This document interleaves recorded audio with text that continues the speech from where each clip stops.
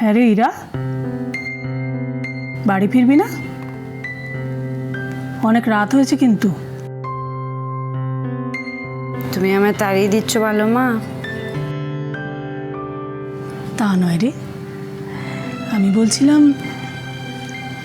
ব্রত অনেক দিন পরে, অনেক বছর পরে দেশে ফিরেছে তো।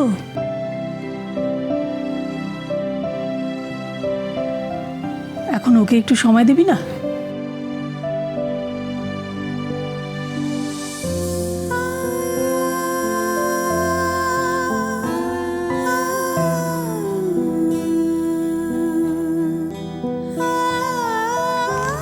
এই কি হয়েছে আমাকে বলতো? কি হবে? কিচ্ছু হয়নি, সব ঠিক আছে। ব্রত এতদিন পরে ফিরেছে, কি কি বললো আমাকে বললি না তো?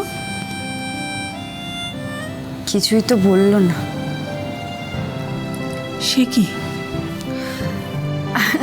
না মানে ওই আর কি, মানে কথা বলার আর সুযোগ পেলাম কোথায়। কিছু তো একটা হয়েছে মেয়েটার।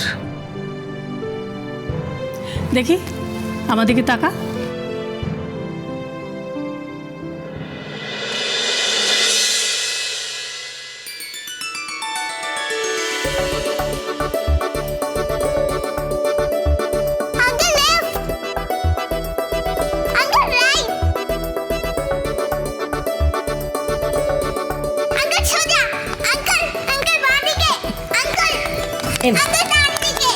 পিসমণি কি করছো কি?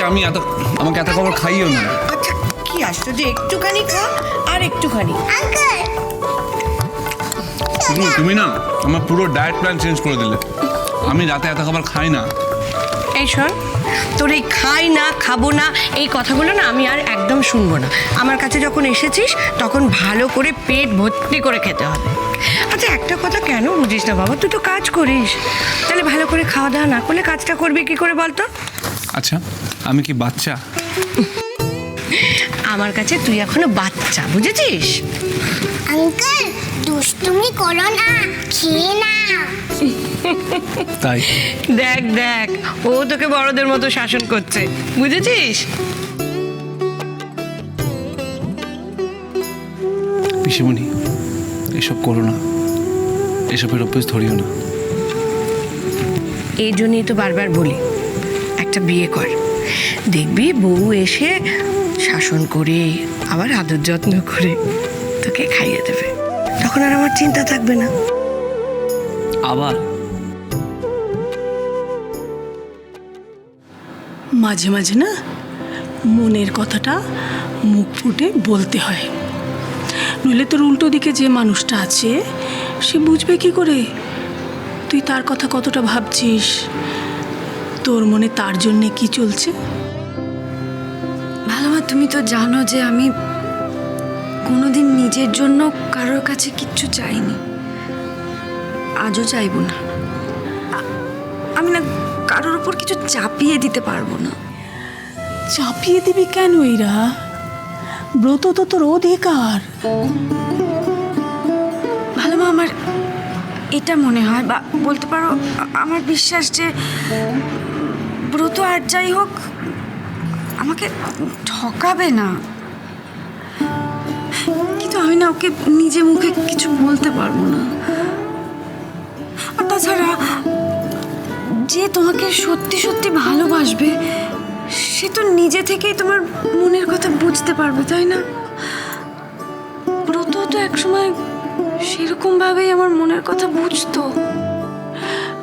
পারবে পারবে এরা, বুঝতে পারবে। হয়তো এতদিন বিদেশে থেকে সবে ফিরেছে তো, সেই জন্যে হয়তো ও ঠিক মনের কথা প্রকাশ করে বলতে পারছে না, কিন্তু পারবে, দেখিস ঠিক পারবে। আমার বিশ্বাস একদিন খুব সুন্দর একটা জীবন তোর জন্যে তৈরি হয়ে আছে। আরও কি মনে হয় জানিস? মনে হয় আমার এই রাজকন্যের জন্যে একজন রাজপুত্র পক্ষীরাজ ঘোড়ায় চড়ে উড়ে আসবে আর আমার এই রাজকন্যাকে উড়িয়ে নিয়ে 7 সমুদ্র 13 নদীর পারে চলে যাবে। সে তুমি যাই ভাবো না কেন, ওই তোমার রাজপুত্র এসে 7 সমুদ্র 13 নদী পারে উড়িয়ে নিয়ে গেলেও আমি যাব না। আমি আমার ভালো মার আদর ছেড়ে কোথাও যাব না। আমার সোনা মেয়ে।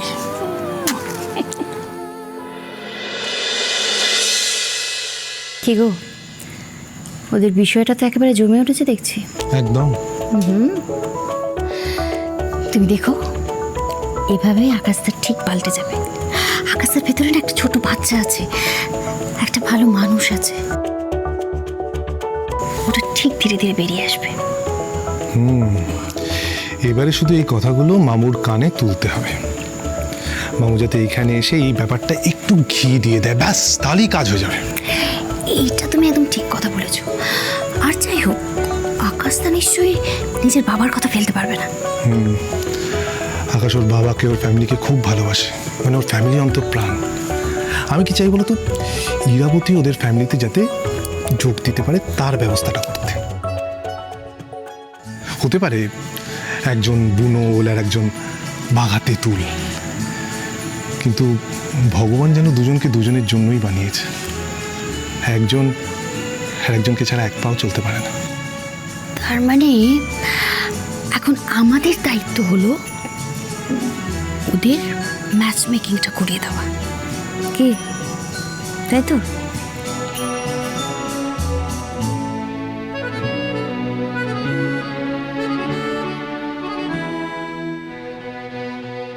আচ্ছা ব্রতদা, তুমি বিদেশে ফেরত কবে যাচ্ছ গো? মানে তুমি এখানে কতদিন আছো, কতদিনের ছুটি পেয়েছো? অ্যারাউন্ড 3 months, 3 মাস। Wow, really? 3 মাস তো অনেক দিন। তোমাকে পাচ্ছি তার মানে এখন। আচ্ছা, তোমার সেটেল করার প্ল্যান কোথায় গো, এখানে না বিদেশে? অ্যাকচুয়ালি দাঁড়াও আমি বলি, নিশ্চয়ই বিদেশে, রাইট? আরে ওখানের ওইসব লাইফস্টাইল, হাইফাই জব, বড় বড় বাড়ি গাড়ি, পার্টি ফান, ওইসব ছেড়ে এখানে থাকা যায় নাকি? দূর।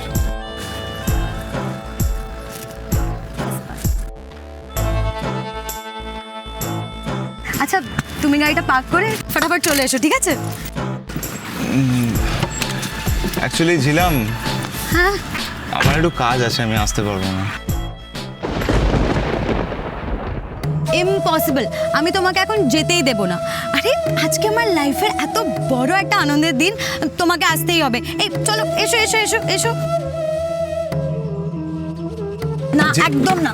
আরে আরে এই ঝিলাম, এক সেকেন্ড। তুমি আসো, চলো চলো।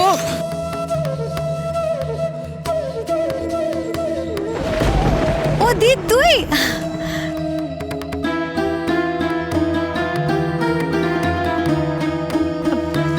ভালো হয়েছে তুই এসে গেছিস। দেখ না, ব্রতদা বলছে আমাদের বাড়ি যাবে না।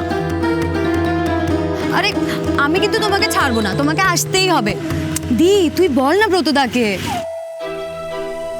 ঝিলাম, বললাম তো আমার কাজ আছে, আমাকে একটু যেতে হবে। দি, বল না ব্রতদাকে, প্লিজ তুই বল না। ওর যখন ইচ্ছে নেই তখন জোর করছিস কেন? ছেড়ে দে। ওকে দেন, থাক। এই আজকে তোমাকে ছেড়ে দিলাম, যাও, কিন্তু কাল সকালে তোমাকে আসতেই হবে কিন্তু। কেন রে, কাল সকালে কি আছে? মেয়েটার না পুরো মাথা খারাপ। আরে আমি ব্রতদাকে কথা দিয়েছি যে ব্রতদার এই পুরনো শহর কলকাতাটাকে আমি একেবারে নতুনভাবে দেখাবো, পুরো ঝিলির স্টাইল, বুঝলি? সো আমি আর ব্রতদা তো কালকে সকালে ঘুরতে যাচ্ছি। এই দি, তুইও আসবি? না মানে তোর তো আবার অফিস টফিস আছে, তাই ভাবছিলাম। এই ব্রতদা, তুমি আদার মতন দাঁড়িয়ে আছো কেন? তুমি জিজ্ঞেস করো না দিকে। তুমি বললে দি নিশ্চয়ই যাবে, বলো না ব্রতদা। এরা আসলে ঝিলাম বলছিল যে কাল সকালে আমরা সবাই মিলে, মানে তুমি, ঝিলাম, আমি, আমার ভাই, দাদা ভাই, সবাই মিলে যদি বেরোই তাহলে ভালো হয়, এই আর কি। হ্যাঁ দি, খুব মজা হবে, বুঝলি তো? আর আমি না কয়েকটা জায়গা ডিসাইডও করে রেখেছি, ওখানে তো যাবই যাব। চুপ কথা